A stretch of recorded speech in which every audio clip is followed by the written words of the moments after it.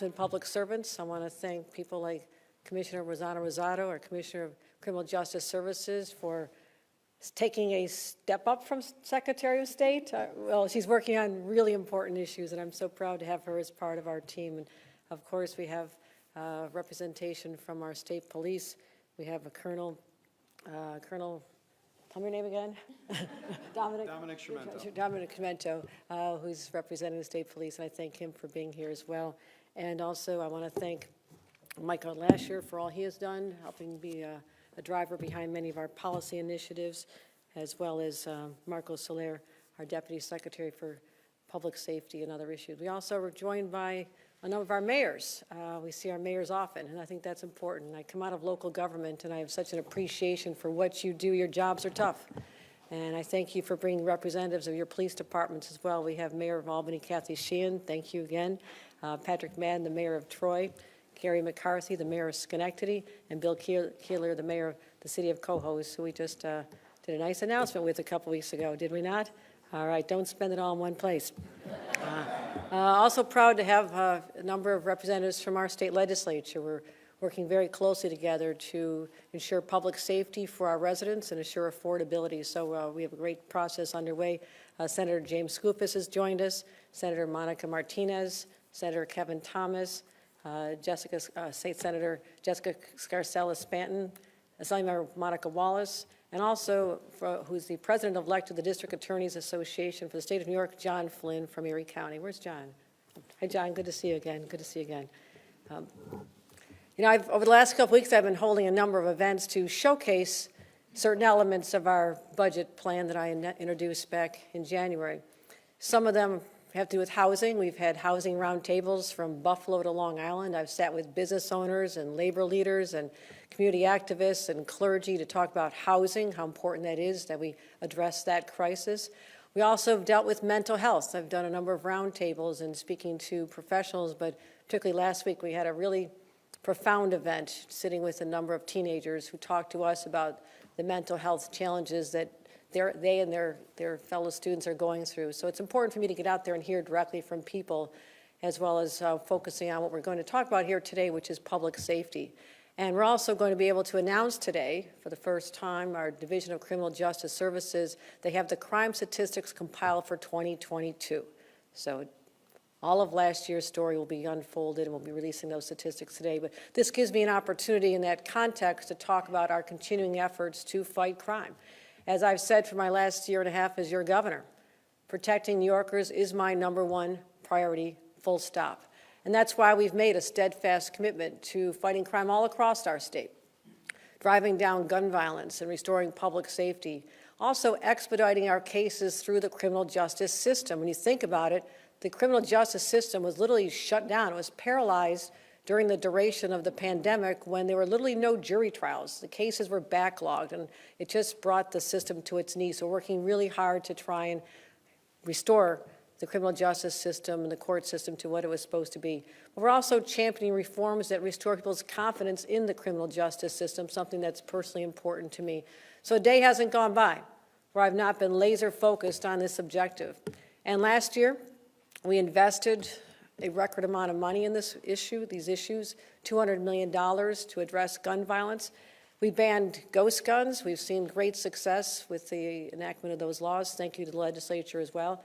We expanded eligibility for gun crimes, bail eligibility for those as well in our budget last year. We also strengthened the red flag laws. This has made a huge difference, requiring the police department, state police, to file an order of protection whenever they have probable cause that someone would do harm to themselves or others. That has led to over 7,000 orders of protection thus far, a 400% increase from the previous year. So this is another area. We're using all the tools at our disposal to keep people safe. We also raised the age for the purchase of semi-automatic weapons to age 21 in the aftermath of the slaughter in the Tops grocery store in Buffalo, something that drove a lot of reforms. Again, the legislature came together with us to say no more. We have to make some serious changes.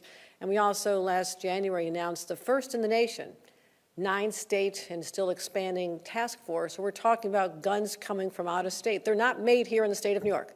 They're made out of state. The illegal pipeline is something that we've been laser focused on, not just here in New York, but with our partners in other states as well. And that has been recognized nationally as a model for what should be happening elsewhere. We also tripled our investment in gun violence disruption programs. These work. I have seen these since my time working in local office in Western New York. You know, we've been out in the streets, you talk to these individuals, a number of them have been involved with the justice system themselves. They are the ones that people trust. They are the ones who are the trusted individuals who can go to a community, tell what it's like, and how young people in particular are vulnerable to a certain path, and this is the way they can talk to someone who's been through the experience who can help lead them in a different direction. So we're focusing on that as well. But let's talk about, that was last year, we're really excited about what we're proposing this year, but let's talk about some of the statistics that are being unfolded, revealed here today for the first time. Statewide, shootings went down from 2021 to 2022 by 16%. You can see the chart that starts in 2017. Down 17% in New York City, 15% in the rest of the upstate cities. We've identified 20 cities. These are called GIVE jurisdictions. These are the ones where there are gun-involved violence disruption programs, so we're going to focus on them as well. And let's start. We even have a number for what we're doing thus far in 2023. Thank God the trend is not even just continuing, it's actually improving. Thus far, shootings are down 21% in New York City and 34% outside of New York City for this year alone. So these are very, very positive developments. And we're seeing a positive reduction back to close to where we were before the pandemic, which is what we're striving for.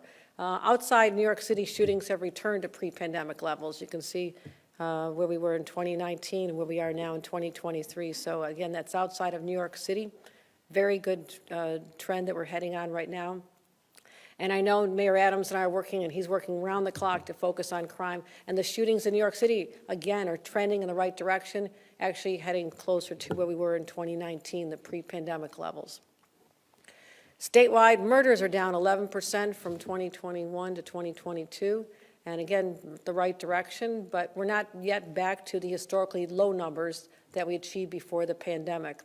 In addition, we compare ourselves to other states on the homicides. New York State's homicide rate is almost 2 times lower than the national average. That is significant. You know, people talk about states that they're most safe in, they feel safe in, cities they feel safe in. The data reflects that we are absolutely in the top few states in terms of having a lower homicide rate. These are all good signs. These are all good signs. But the entire picture is not as positive.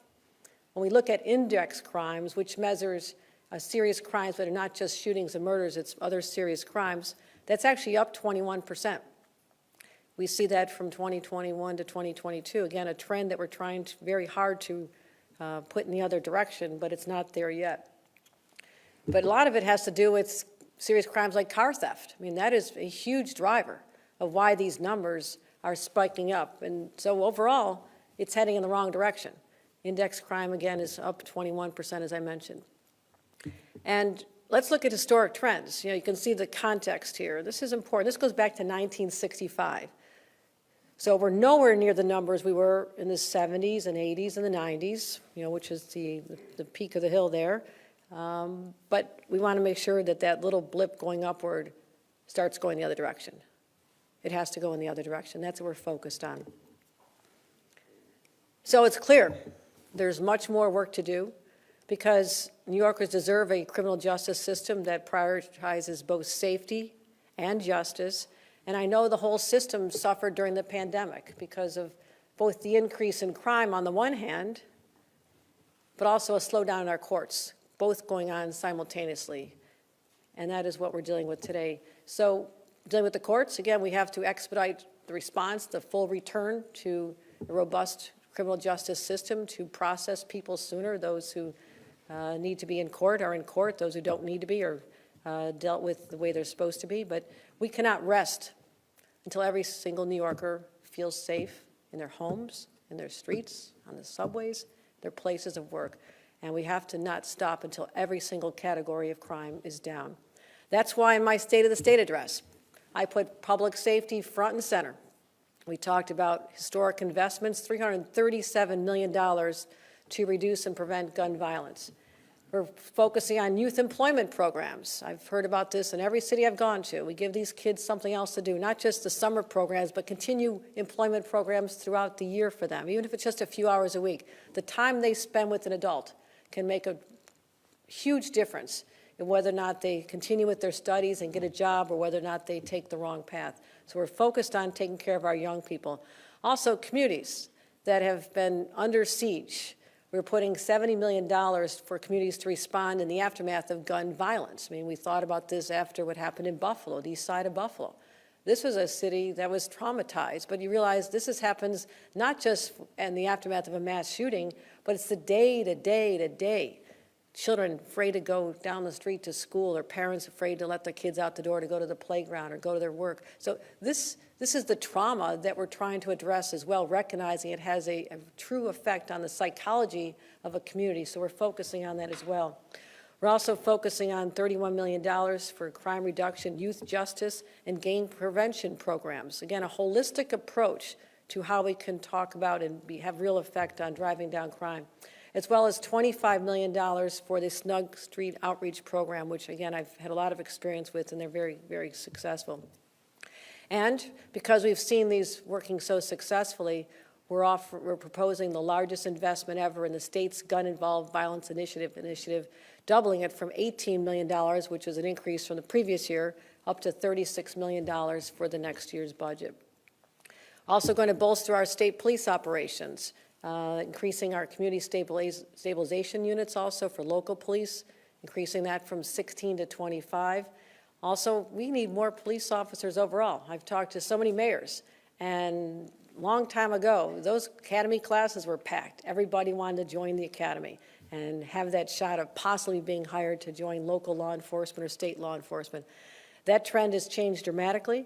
We have to change that whole circumstance, and part of it was increasing the number of academy classes. I was told we could only handle 2, and I said, I bet we can do 4.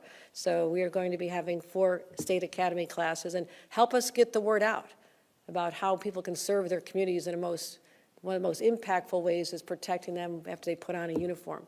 So we're also expanding our federal task forces and not stopping there. Our prosecutors need help as well. They've been underfunded for a long time, so we're proposing to help them play their role in the process by increasing funding from $12 million to $52 million, and increasing coordination among all law enforcement agencies and making sure they have the technology that's available but is expensive so they can fight crime. So we need to support our law enforcement so we can return to the levels that we had back before the pandemic. But one of the big issues I want to talk about as part of our budget negotiations is how we can further improve our bail laws. First, let me say this. I've said it before, said it all last year, I said it in my State of the State, I'll say it again. I've always supported the underlying premise behind bail reform. Full stop. Because I don't believe that someone's wealth should be the determining factor on whether or not they're incarcerated before they're convicted of a crime. When you're simply looking at whether or not someone accused of a low-level offense, they have money, parents post bail, they're back in class, they're back at school, their life has some disruption, but not the same as someone whose family does not have money or they don't have money, and they're sitting in Rikers or sitting behind bars because they can't post the bail.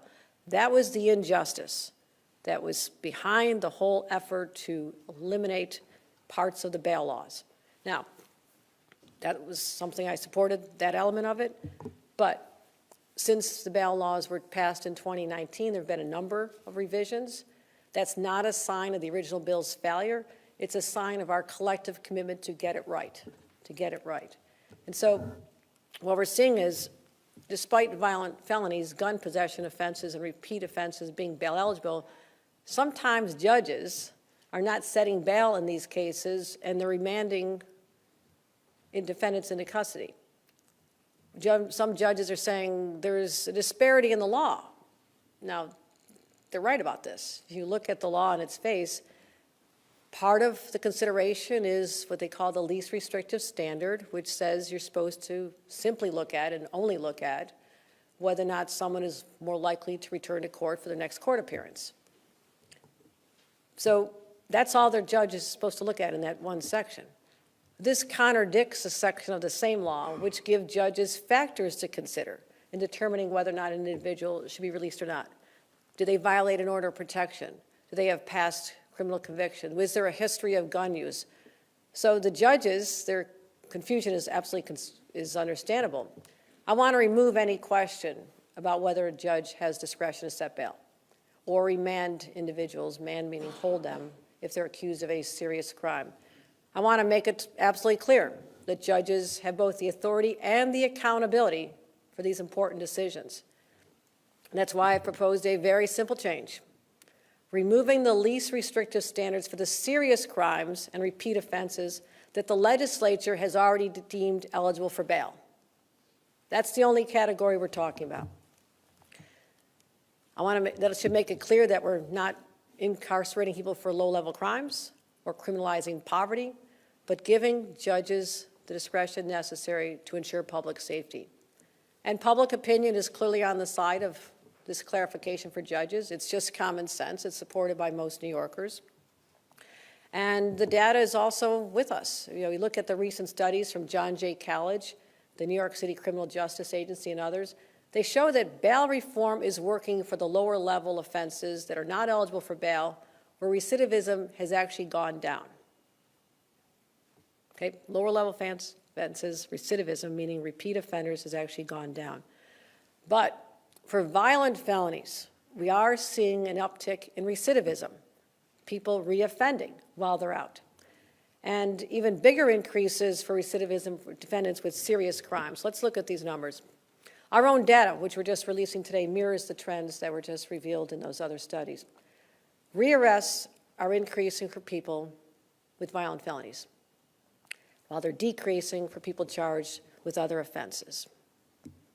In other words, a relatively small percentage of people are responsible for a disproportionate share of our public safety challenges.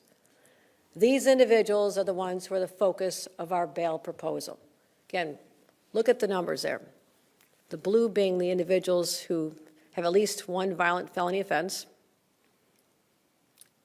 Those who've committed 3 arrests, 4 arrests, even 5 arrests since they've been released, up 77% for that category.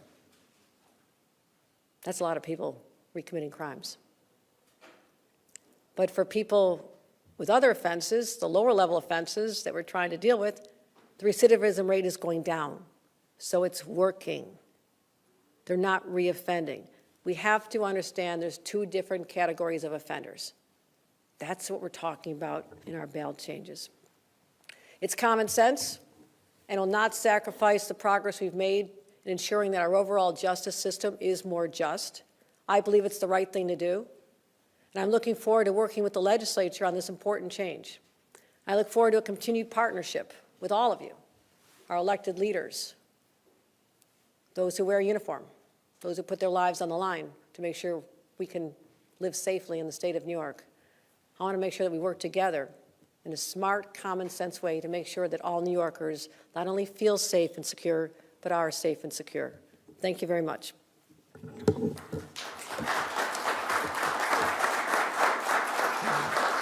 you. Thank you. Happy to take a few questions.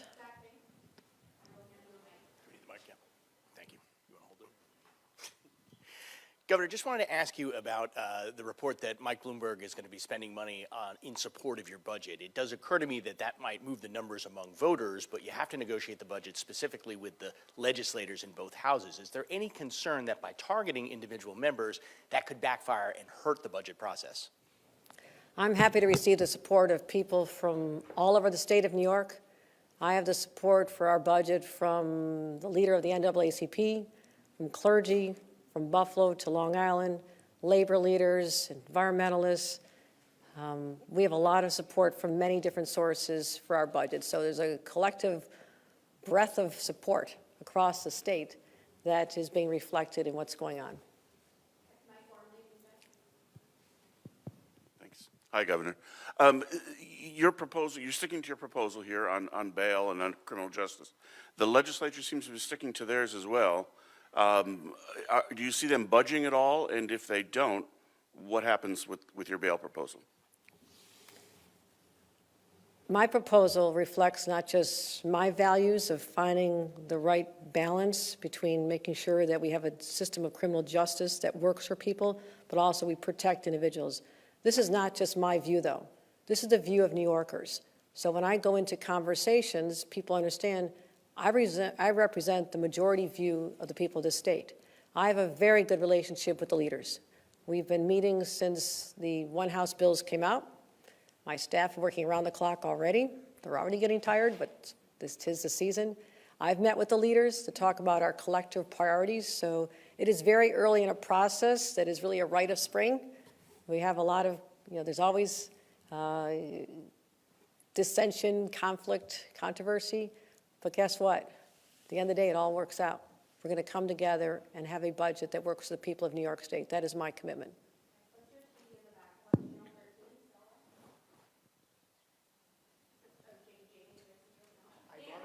Sure, yes, please. Hey, Governor, how are you? Hey, Dan. So is it more important for you to have the budget be on time, or would you be willing to hold up the budget for this bail proposal or any of the public safety proposals? Well, it's my second budget. If history is an indicator, I think people know that I feel very strongly about certain issues, particularly protecting New Yorkers. That's what I'm supposed to do. And that's the only reason our budget was 9 days late last year. Because of the bail changes, we were able to work with the legislature to get in. Now, that being said, everybody would like an on-time budget. I laid out early in my State of the State my priorities. So there's no surprises, laying it all out there, letting people know what's really important to me, but it's important to me because it's important to New Yorkers. So I feel confident we'll be able to achieve an on-time budget, but if we don't, it'll be because there are continuing discussions about matters that I consider extremely important. I have one, thank you. Hi, thanks. Governor, on shoplifting, I spoke yesterday to the head of the Public Police Association, and he said that here in New York, shoplifting is now virtually legal because what is happening when these individuals go to court, or if they show up at court at all, they get released or they don't appear when they're supposed to, and then they get a quote, a reminder to come to court. If they don't come then, they get another reminder. If they don't come then, they get another reminder. So oftentimes they're repeatedly shoplifting. Is there anything that can be done about this? I know it's not the marquee thing that's going to get a tabloid headline, but it's a quality of life issue. I assure you we don't do what we do for those wonderful tabloid headlines. Get enough of those. I will tell you this. I understand how frustrating it is to have a small business that is being robbed day in and day out. This is, back when I was lieutenant governor, I remember walking the streets around Arthur Avenue in the Bronx, and a shop owner just was so frustrated that he says, I literally just keep the drawer open because the same person's going to come in day after day. That was part of, and I became governor a short time after. This was part of the thought process, is protecting those individuals. Now, our bail laws already empower judges to do the right thing. And this is why I'm putting the onus on judges. They can look at whether or not there's repeat offenders, whether or not there's harm on harm. There are ways to make crimes bail eligible. And this is something I want to make sure that judges understand.